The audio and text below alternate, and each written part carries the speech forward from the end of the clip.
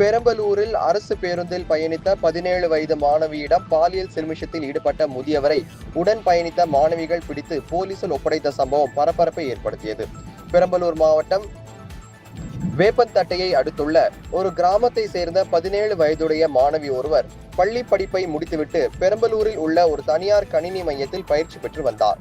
இந்நிலையில் நேற்று மாலை வழக்கம் போல் பயிற்சி முடிந்த பின்னர் அந்த மாணவி சொந்த ஊருக்கு செல்வதாக வேப்பந்தட்டை நெய்க்குப்பை வழியாக வி களத்தூர் நோக்கி சென்ற அரசு பேருந்தில் பயணித்தார்.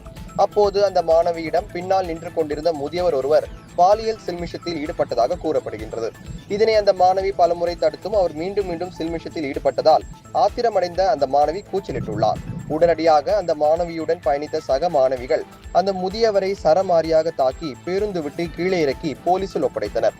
அந்த முதியவரை கைது செய்து காவல் நிலையத்திற்கு அழைத்துச் சென்ற போலீசார் மேற்கொண்ட விசாரணையில் சிறுமியிடம் சில்மிஷத்தில் ஈடுபட்ட முதியவர் பெரம்பலூர் மாவட்டம் வேப்பந்தட்டை கிராமத்தை சேர்ந்த ரத்தினம் என்பதும் பெரம்பலூரில் உள்ள ஒரு உணவகத்தில் வேலை செய்துவிட்டு பேருந்தில் ஊர் திரும்பும் போது பெண்களிடம் இதுபோன்ற சில்மிஷத்தில் அடிக்கடி ஈடுபட்டு வந்ததும் தெரிய வந்தது.